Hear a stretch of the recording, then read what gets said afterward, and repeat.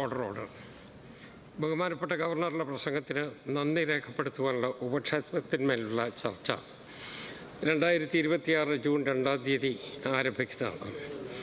2026 June 2 ചൊവ്വാഴ്ച നിയമസഭയിൽ അവതരിപ്പിക്കുന്ന നന്ദി പ്രമേയത്തിലുള്ള ഉപക്ഷേപത്തിന് ഭേദഗതികൾ അവതരിപ്പിക്കാൻ ആഗ്രഹിക്കുന്ന അംഗങ്ങൾ 2026 ജൂൺ 1 തിങ്കളാഴ്ച രാവിലെ 11 മണിക്ക് മുമ്പായി ഭേദഗതികൾ നിയമസഭാ സെക്രട്ടറിയെ ഏൽപ്പിക്കേണ്ടതാണ്.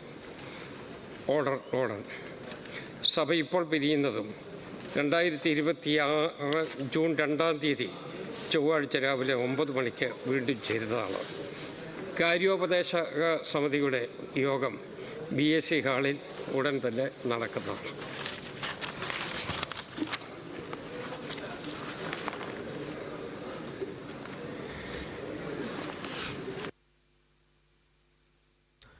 നയപ്രഖ്യാപന പ്രസംഗം പൂർത്തിയാക്കി സഭ ഇന്നത്തേക്ക് പിരിയുകയാണ്. ജൂൺ 2 വീണ്ടും ചേരും. ഏറ്റവും പ്രധാനപ്പെട്ട കാര്യം, ഈ നയപ്രഖ്യാപന പ്രസംഗത്തിലും ഊന്നിപ്പറഞ്ഞ കാര്യങ്ങളൊക്കെ നടപ്പാക്കാനുള്ള ആദ്യത്തെ കേരള ബജറ്റ് അത് ജൂൺ 19 മുഖ്യമന്ത്രിയും ധനകാര്യ വകുപ്പ് കൈകാര്യം ചെയ്യുകയും ചെയ്യുന്ന മുഖ്യമന്ത്രി VD സതീശൻ അത് ബജറ്റ് അവതരിപ്പിക്കും. എന്തായാലും ബജറ്റിലേക്ക് തന്നെയാണ് ഇനി എല്ലാവരും ഉറ്റുനോക്കുക. കാരണം ഈ പറഞ്ഞ കാര്യങ്ങളൊക്കെ തന്നെ നേരത്തെ UDFന്റെ പ്രചാരണ സമയത്ത് പ്രഖ്യാപിച്ച കാര്യങ്ങൾ തന്നെയാണ്.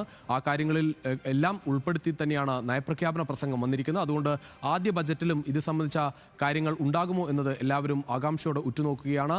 അർജുൻ രാജ് ഒരിക്കൽ കൂടി ചേരുന്നു. അർജുൻ, നമ്മൾ പറഞ്ഞതുപോലെ ഇന്ന് സഭ പിരിയുകയാണ്. ഇനി സഭ ചേരുന്നത് ജൂൺ 2 അതിലേറെ ഇനി എല്ലാവരും ഉറ്റുനോക്കുന്നത് ബജറ്റിലേക്കാണ്.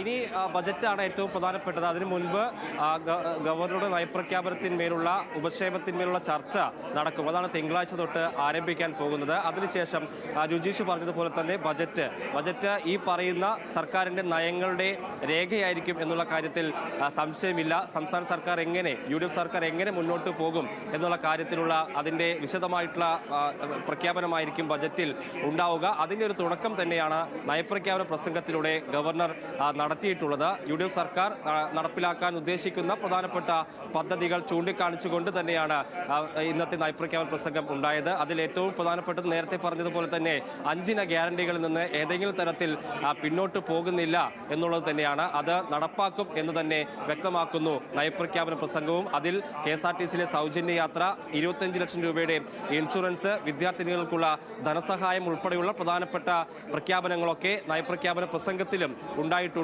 എന്നത് ശ്രദ്ധേയം. അതേസമയത്ത് ആദ്യ നയപ്രഖ്യാപനത്തിൽ ഏതെങ്കിലും തരത്തിലൊരു ഏറ്റുമുട്ടലിന് പോകേണ്ടതില്ല കേന്ദ്രത്തോട് എന്ന് തീരുമാനിക്കുന്നു UDF സർക്കാർ എന്നുള്ളതും ശ്രദ്ധേയമാണ്. സർക്കാരിന് കേന്ദ്രത്തെ വിമർശിക്കാനുള്ള ഒരുപാട് കാരണങ്ങൾ നിലവിൽ സംസ്ഥാനത്തിന്റെ സാമ്പത്തിക സ്ഥിതിയുമായി ബന്ധപ്പെട്ടൊക്കെ ഉണ്ട്. പക്ഷേ അത് ആദ്യഘട്ടത്തിൽ തന്നെ പരാമർശിച്ച് ഒരു ഏറ്റുമുട്ടലിന് പോകേണ്ടതില്ല എന്ന് തീരുമാനിക്കുകയാണ് UDF സർക്കാർ എന്നുള്ളതാണ് കാണേണ്ടത്. കഴിഞ്ഞ സർക്കാരുകളുടെ കാലത്ത് പ്രത്യേകിച്ച് ധനസ്ഥിതിയുമായി ബന്ധപ്പെട്ട് വലിയ വിമർശനങ്ങൾ കേന്ദ്രത്തോട് നയപ്രഖ്യാപന പ്രസംഗത്തിൽ ഉണ്ടായിരുന്നു. സംസ്ഥാന സർക്കാരിന്റെ നിലപാട് തന്നെ സംസ്ഥാനത്തിന്റെ സാമ്പത്തിക സ്ഥിതിക്ക് കാരണം കേന്ദ്രമാണ് എന്നുള്ള വിമർശനം ഉണ്ടായിരുന്നു കഴിഞ്ഞ സർക്കാരുകൾക്ക്. പക്ഷേ ഇത്തവണ സാമ്പത്തിക സ്ഥിതിയെക്കുറിച്ച് പരാമർശിക്കുന്നുണ്ടെങ്കിൽ കൂടിയും അവിടെ എവിടെയും കേന്ദ്രത്തോടുള്ള വിമർശനമില്ല എന്നുള്ളത് കാണാൻ കഴിയും. ആദ്യഘട്ടത്തിൽ തന്നെ വിമർശിച്ച് വിവാദത്തിൽ പോകേണ്ടതില്ല. പ്രത്യേകിച്ച് സംസ്ഥാനത്തിന് ഒരുപാട് കാര്യങ്ങൾ നേടിയെടുക്കേണ്ട ഒരു ഘട്ടം കൂടിയാണ് പുതിയ സർക്കാർ വരുമ്പോൾ. അതിൻ്റെ ഒരു അങ്ങനെ ഒരു മാറ്റം കൂടി കാണാം.